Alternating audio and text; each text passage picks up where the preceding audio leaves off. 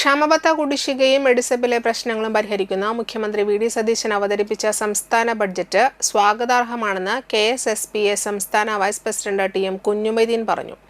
നാട്ടിക നിയോജക മണ്ഡലം ഏകദിന സമ്മേളനം ഉദ്ഘാടനം ചെയ്ത് സംസാരിക്കുകയായിരുന്നു അദ്ദേഹം. യോഗത്തിൽ നാട്ടിക നിയോജക മണ്ഡലം പ്രസിഡന്റ് എ.എൻ. സിദ്ധപ്രസാദ് മാസ്റ്റർ അധ്യക്ഷനായി. ജില്ലാ പ്രസിഡന്റ് എം.സി. പോളച്ചൻ മുഖ്യപ്രഭാഷണം നടത്തി. ജില്ലാ സെക്രട്ടറി വി.സി. ജോൺസൺ, ജില്ലാ vice president Thomson Vazhappilly, V R. Rajendran master, A N C. George master, V R. Jagadeesan master, K S. Thilakan master, K C. Maithri, T S. Jyothish, M G. Raghunandan, Vanaja, Shirley A A., Jojo M J, Madanamohanan എന്നിവർ സംസാരിച്ചു.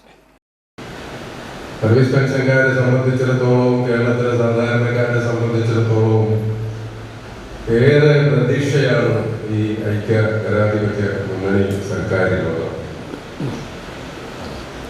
ഗവൺമെന്റ് അധികാരത്തിലേറി ഒരു മാസം പിന്നിടുന്ന ഘട്ടത്തിൽ തന്നെ പരിശോധിച്ചാൽ നമുക്കറിയാം, ഈ വി.ഡി. സതീശന്റെ നേതൃത്വത്തിലുള്ള ഗവൺമെന്റ് കേരളത്തിലെ സർവീസ് പെൻഷൻകാരടക്കം സാധാരണക്കാരടക്കം ആ ഗവൺമെന്റ് നൽകിയ വാഗ്ദാനങ്ങൾക്ക് പാലിക്കാനുള്ള തുടക്കം കുറിച്ചുകൊണ്ടാണ് മുന്നോട്ട് പോകുന്നത്.